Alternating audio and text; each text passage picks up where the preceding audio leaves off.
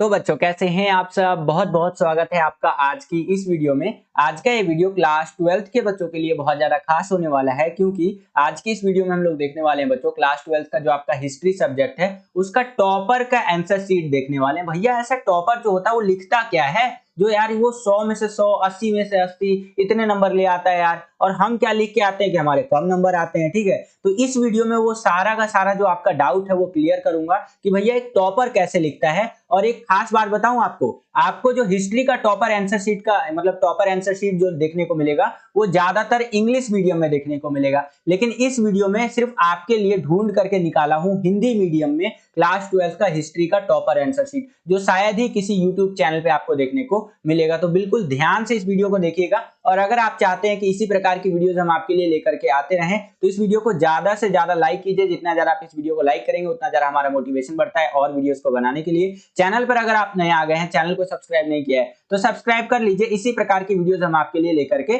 आते रहते हैं। जैसे ही आप चैनल को सब्सक्राइब करेंगे बगल में आपको बेल का घंटी या घंटा कुछ भी कह सकते हैं उसका आइकन देखने को मिलेगा, उसको प्रेस करके ऑल पे क्लिक कर दीजिएगा, जिससे कि जो भी हम नया वीडियो डाले उसका नोटिफिकेशन सबसे पहले आपके फोन पर आ जाया करे और आपकी जो तैयारी है बोर्ड एग्जाम के लिए वो और भी बेहतर से बेहतर तरीके से हो सके। आगे बढ़ते हैं। यहाँ पर एक चीज और बताना चाहूंगा, बहुत सारे बच्चे कमेंट सेक्शन में सवाल पूछते रहते हैं कि सर ये बता दीजिए वो बता दीजिए। तो देखो भाई, आपका इसका वन स्टॉप सॉल्यूशन मैं आपको बताता हूँ। आप डायरेक्टली मुझसे अपने सवाल जो है इंस्टाग्राम पे पूछ सकते हो। ये मेरा इंस्टा आईडी है जय झा 07। इंस्टाग्राम पे जाकर के सर्च करोगे तो ये मेरा चेहरा देख सकते हो। बहुत सारे बच्चे बोलते हैं सर फेस रिवील कर दो, तो चलो फेस रिवील कर दिया। इसी बात पे ठोको लाइक यार। जो भी आपके सवाल है इंस्टा पे पूछ लीजिएगा, जैसे ही मुझे टाइम मिलेगा मैं आपको रिप्लाई जरूर करूंगा। आप हमसे टेलीग्राम के माध्यम से भी जुड़ सकते हैं। टेलीग्राम पे जुड़ने के लिए सिंपली आपको सर्च करना है टेलीग्राम पे जाके क्लास 12 सीबीएसई 1 2 3। ये जैसे ही आप टेलीग्राम पे सर्च करोगे आपको हमारा जो टेलीग्राम का चैनल है वो देखने को मिल जाएगा, तो वहां पर भी जरूर ज्वाइन हो जाइए। 3000 से ज्यादा बच्चे ऑलरेडी ज्वाइन हो चुके हैं। ठीक है,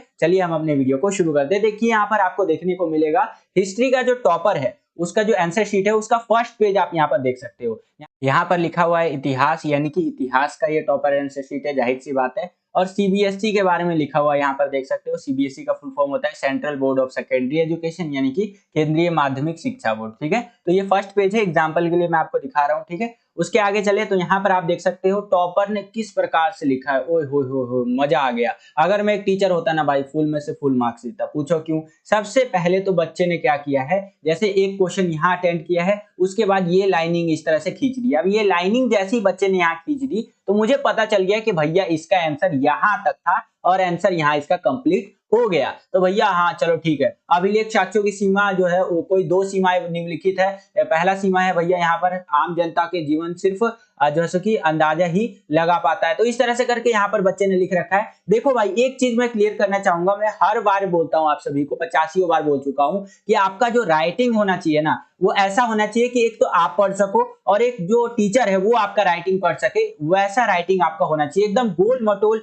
हीरे जैसा राइटिंग भी नहीं होना चाहिए। क्योंकि मैंने अपनी क्लास में देखा है भाई, एक से एक बच्चे होते थे जिनकी राइटिंग भाई इतना कतई हूर की परी जैसा होता है ना, इतना सुंदर हुआ करता था। ठीक है, लेकिन उनके ही सबसे ज्यादा नंबर कटते थे। क्यों? क्योंकि टीचर उनका जो है सो कि पूरा का पूरा जो कॉपी होता था बिल्कुल ध्यान से देखता था, क्योंकि भाई राइटिंग अच्छी थी। तो आपका राइटिंग इतना भी अच्छा नहीं होना चाहिए और आपका राइटिंग इतना भी खराब नहीं होना चाहिए। ठीक है, दोनों चीजों का ध्यान में रख करके बैलेंस में अपना राइटिंग लेकर के चलिएगा। ठीक है, जैसे इस बच्चे का राइटिंग अगर आप देखेंगे तो यहाँ पर ना ज्यादा खराब है ना ज्यादा अच्छी है। यहाँ पर अगर बात करें तो मीडियम है, बैलेंस में है। ठीक है, बच्चे ने क्या किया है, अपने आंसर शीट को सजाने का, थोड़ा सा डेकोरेट करने का प्रयास किया है। ठीक है, हालांकि कुछ कमियां तो है लेकिन आंसर में कमियां नहीं है भाई। ठीक है, यहाँ पर आप देख सकते हैं पहला आंसर लिखने के बाद इसने इस तरह से लाइनिंग दे दी, फिर उसके बाद दूसरा आंसर लिखा है, देख रहे हैं आप यहाँ पर। उसके आगे चले तो यहाँ पर देखिए इस तरह से बच्चे ने आंसर लिखा है, ये आप देख सकते हैं। फिर यहाँ पर इसका आंसर खत्म हो गया, उत्तर यहाँ पर 14वां लिख रहा है, 14.1 का, तो यहाँ पर इस तरह से आप पूरा का पूरा आंसर देख सकते हैं। जैसे कि हड़प्पा से संबंधित एक क्वेश्चन है यहाँ पर,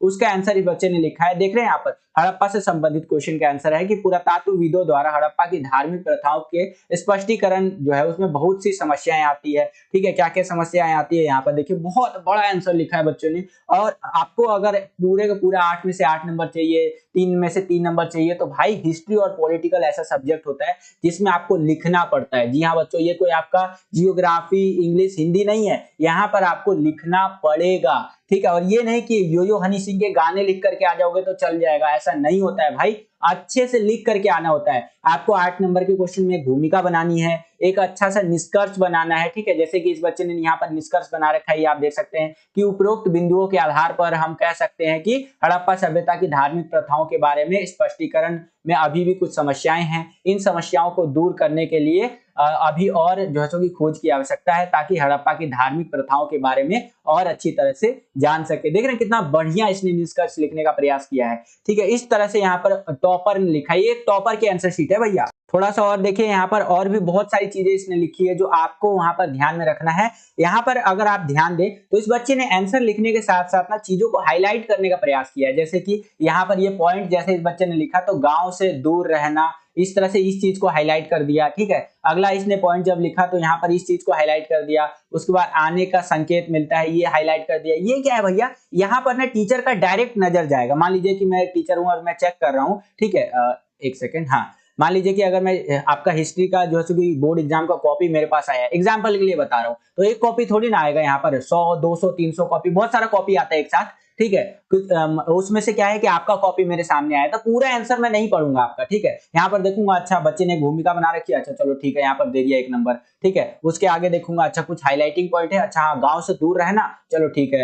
यहाँ पर जो है सो कि थाली बजाकर अपने आने का संकेत देना, तो ये भी चलो ठीक है भैया। तो इस तरह से मैं यहाँ चेक करता जाऊंगा, अच्छा 3 नंबर का क्वेश्चन है, चलो 3 नंबर दे दिया, अच्छा लिखा है बच्चे ने, ठीक है, क्योंकि 3 नंबर के क्वेश्चन में 5 पॉइंट लिख दिया, एक निष्कर्ष भी बना दिया, ठीक है। तो यहाँ पर 3 नंबर दे दिया। एक चीज और मैं इस बार के लिए आपको बताना चाहूंगा, 2023 का जो आप बोर्ड एग्जाम देने जा रहे हैं उसके अंदर आपको वर्ड लिमिट का ध्यान रखना है। ये 2014 का पेपर है, उस टाइम पे वर्ड लिमिट का बच्चे उतना ध्यान नहीं रखते थे, फिर भी कोई दिक्कत नहीं होता था। लेकिन इस बार सीबीएसई का स्ट्रिक्ट गाइडलाइंस है कि अगर 60 शब्दों में आंसर बोला है ना लिखने को, तो आप 60 से 65 तक लिख दो। ये नहीं कि 60 का आप 100 शब्दों में आंसर लिख रहे हो, वहां पर टीचर काट सकता है भाई, फ्रस्ट्रेट हो जाएगा टीचर कि यार 60 शब्दों में आंसर लिखने के लिए बोला है, 100 शब्दों में लिख रहा है, हीरो बन रहा है, ले काट दिया, ठीक है। तो इतना नहीं करना है भाई, आपको जितने शब्दों में बोला है उतने शब्दों में लिख करके आइएगा, आपका भी टाइम बचेगा और टीचर भी फ्रस्ट्रेट नहीं होगा। अगर टीचर खुश रहेगा आपका तो आपको भी खुश रखेगा, बोले तो आपको भी अच्छे नंबर देगा ही देगा टीचर, ठीक है। तो आपको अपना पेपर इस तरह से प्रेजेंट करना है कि टीचर जो आपका चेक करेगा कॉपी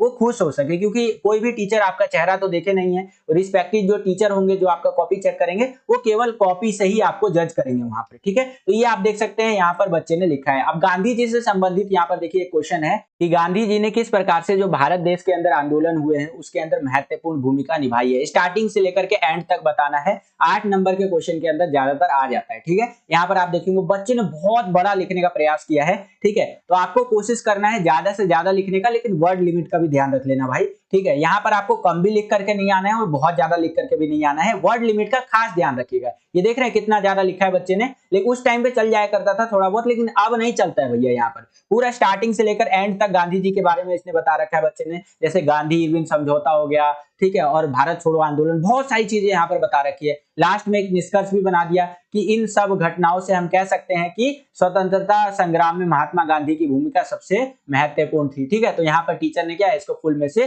फुल मार्क्स दिए, क्योंकि उस टाइम के अकॉर्डिंग जो है इस बच्चे ने बहुत ज्यादा लिखा था और बहुत अच्छा लिखा है बच्चे ने, ठीक है। यहाँ पर आप देख ही सकते हैं। और लास्ट में आपका मैप आ जाता है, इस तरह से मैप भी इंक्लूड मैंने कर दिया। तो आई होप कि आपको समझ में आया होगा कि किन चीजों का आपको ध्यान रखना है। सबसे पहली चीज का ध्यान रखिएगा कि वर्ड लिमिट आपका क्रॉस नहीं होना चाहिए ज्यादा। दूसरा, 8 नंबर के क्वेश्चंस में, 3 नंबर के क्वेश्चंस में जहां भी आपको लगता है कि यहाँ भूमिका और निष्कर्ष बनाना चाहिए वहां आपको जरूर बनाना चाहिए, ठीक है। और इस तरह के कुछ जो इंपॉर्टेंट चीजें जो आप पॉइंट में लिखते जाते हैं अपने आंसर को, जो इंपॉर्टेंट लगता है उसको हाईलाइट कर दीजिए इस तरह से, तो आपका टीचर जो चेक करेगा कॉपी उसके लिए और आसानी हो जाएगी और आपको नंबर मिलना आसान हो जाएगा, ठीक है। ज्यादा कट्टा पिट्टी मत करना भाई, ज्यादा कट्टा पिट्टी करोगे तो दिक्कत हो जाएगा, यहाँ पर ध्यान रखिएगा, ठीक है। तो ये कुछ इंपॉर्टेंट बातें थी। अब मैं आपको ये बता देता हूँ कि आप इस आंसर शीट को कैसे डाउनलोड कर सकते हैं, और अगर आपको ध्यान से पढ़ना है डाउनलोड करके तो डाउनलोड करो, मस्त ध्यान से पढ़ सकते हो। डाउनलोड करने के लिए सिंपल ही आपको क्या करना है, गूगल खोल लेना है अपने फोन में, यहाँ पर मैंने कंप्यूटर में खोल रखा है। गूगल पे आपको क्या सर्च करना है, सीबीएसई एग्जाम रिलेटेड मटेरियल। ये जैसे ही आप सर्च करेंगे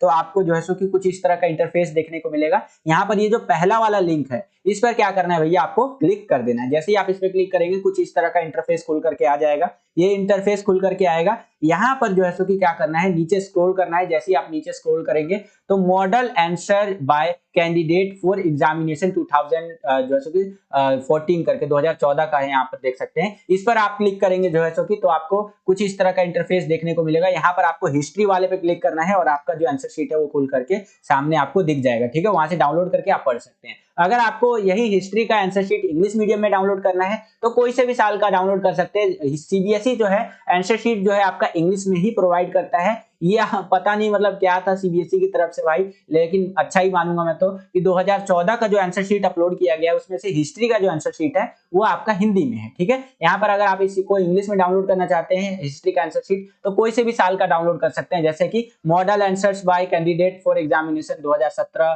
ठीक है, 2016। तो इस तरह से कोई सा भी साल का डाउनलोड करेंगे तो आपको इंग्लिश मीडियम में देखने को मिल जाएगा। और इसी वेबसाइट से आप जो है सो कि क्वेश्चन पेपर डाउनलोड कर सकते हैं प्रीवियस ईयर के। बहुत सारे बच्चे बोलते हैं कि सर प्रीवियस ईयर के क्वेश्चन पेपर कैसे डाउनलोड करें, तो ये सीबीएसई का ऑफिशियल वेबसाइट है, यहाँ से आप जाकर के डाउनलोड कर सकते हैं, ठीक है। आई होप कि आपको ये वीडियो पसंद आया होगा बच्चों। आज की इस वीडियो के लिए इतना ही। अगर आपका कोई सवाल या सुझाव है तो आप मुझे कमेंट करके बताइए। आज की इस वीडियो के लिए इतना ही। आप सभी को ऑल द बेस्ट, अच्छे से पेपर करना। और अगर आप हमारे चैनल पर नए आ गए हैं, चैनल को सब्सक्राइब नहीं किया तो लाल कलर का बटन दबा करके चैनल को सब्सक्राइब कर लीजिए। इसी प्रकार की वीडियोस हम आपके लिए लेकर के आते रहते हैं। जैसे ही आप चैनल को सब्सक्राइब करेंगे बगल में आपको बेल का घंटी या घंटा कुछ भी कह सकते हैं उसका आइकन देखने को मिलेगा, उसको प्रेस करके ऑल पे क्लिक कर दीजिएगा, जिससे कि जो भी हम नया वीडियो डाले उसका नोटिफिकेशन सबसे पहले आपके फोन पर आ जाया करे और आपकी जो तैयारी है बोर्ड एग्जाम के लिए वो और भी बेहतर से बेहतर तरीके से हो सके। आज के लिए इतना ही बच्चों, मिलता हूं आपसे अगली और एक्साइटिंग वीडियो में। तब तक के लिए खुश रहिए, खुश रखिए सभी को। जय हिंद, वंदे मातरम।